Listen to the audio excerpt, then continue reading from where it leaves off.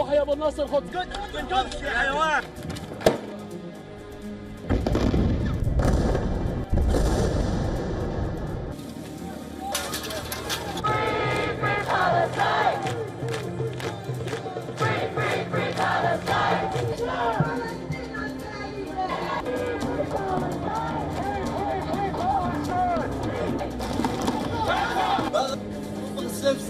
Presente.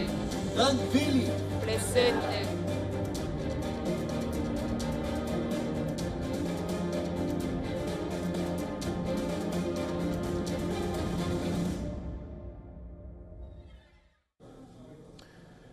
Israel has marked the somber second anniversary of the deadly Hamas-led attacks which took place in 2023 on the 7th of October. Ceremonies were held across the country, including a memorial in Tel Aviv.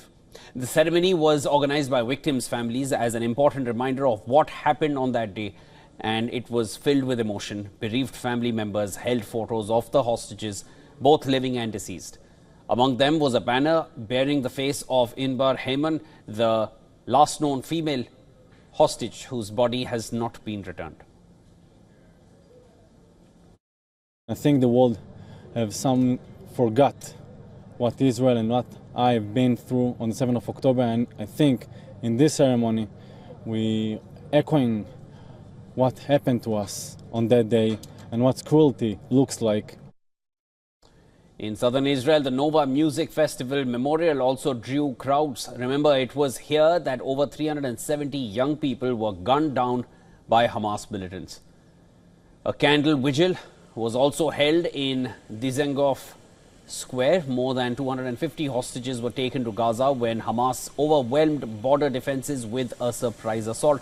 Over 1,200 people, most of them civilians, were also killed, triggering a military retaliation from Israeli government that has killed more than 67,000 Palestinians in Gaza, according to health authorities there.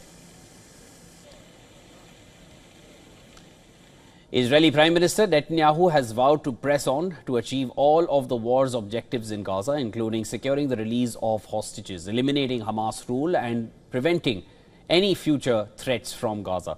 To mark the anniversary, Donald Trump welcomed former hostage Eden Alexander and the family of Omer Neutra, an American-Israeli citizen who was killed during the October 7th attack, to the Oval Office, reaffirming his commitment to securing the return of all remaining hostages. UN Secretary General Antonio Guterres called for the release of all hostages and said that the ceasefire proposal must be seized to bring the conflict to an end. Around the world, vigils and protests marked the two-year somber anniversary. In The Hague, an interfaith gathering outside the Peace Palace called for unity and peace. In Buenos Aires, members of Argentina's Jewish community wore a yellow ribbon, held up photos of the captives, and lit their phone flashlights in a symbolic vigil.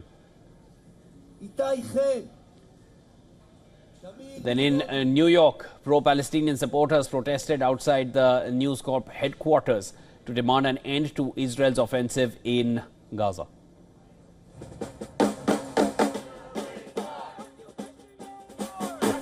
Demonstrators called on their government to sever diplomatic ties with Israel and increase international pressure to end the war.